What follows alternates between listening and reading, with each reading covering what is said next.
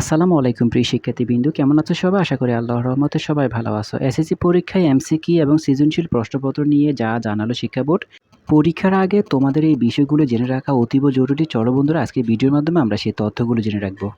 দেখো বন্ধুরা, শিক্ষা বোর্ড থেকে তোমাদের জন্য কী কী তথ্য প্রকাশ করা হয়েছে, যেটা চলতি বছরে এসএসসি পরীক্ষার নম্বর বন্টন ও সময় বিভাজন নির্ধারণ করে পরীক্ষা পরিচালনা সংক্রান্ত নীতিমালা প্রকাশ করেছে ঢাকা মাধ্যমিক ও উচ্চ মাধ্যমিক শিক্ষা বোর্ড।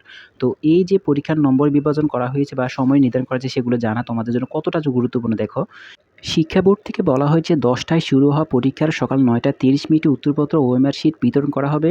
সকাল 10টায় এমসিকিউ প্রশ্নপত্র দেওয়া হবে এবং 10টা 30 মিনিটে সৃজনশীল প্রশ্নপত্র বিতরণ করা হবে। তবে 25 নম্বরের এমসিকিউ পরীক্ষার ক্ষেত্রে সৃজনশীল অংশ শুরু হবে সকাল 10টা 25 মিনিটে।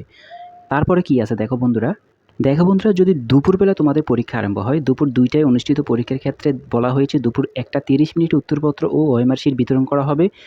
দুপুর 2টায় এমসিকিউ প্রশ্নপত্র দেওয়া হবে এবং দুপুর 2টা 30 মিনিটে সৃজনশীল অংশ প্রশ্ন দেওয়া হবে আর কি। তারপর 25 নম্বর এমসিকিউ পরীক্ষার ক্ষেত্রে এই সময় হবে দুপুর 2টা 25 মিনিট। তো 25 মিনিট থেকে তোমাদের পরীক্ষার সৃজনশীল প্রশ্ন দেওয়া হবে আর কি।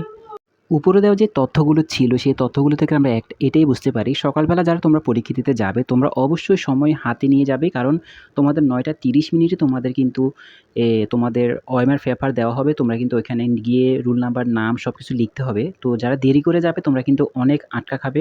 কারণ প্রথমে কিন্তু এমসিকিউ দিবে, আর এমসিকিউ কিন্তু তুমি যদি লেট করে যাও, তাহলে তুমি ওগুলো পূরণ করতে করতে তোমার সময় চলে যাবে, আর এমসিকিউতে তুমি কিন্তু টাইম পাবে না। আবার এমসিকিউর পেপার কিন্তু তোমাদের 30 মিনিট পরে তোমাদের পেপার নিয়ে যাবে। তো যারা বাড়ি থেকে লেট করে যাবে, তারা কিন্তু ওইখানে গিয়ে একটা বড় ধরনের আটকা খাবে বা মারা খাবে। এর জন্য বলব যে শুরু থেকে তোমরা একটু প্রিপারেশন নিয়ে নাও, আর তোমরা অবশ্যই পরীক্ষার কেন্দ্রে কিন্তু আগে যাবে, না হয় তুমি কিন্তু পরীক্ষার হলে কিন্তু অনেক ধরা খাবে।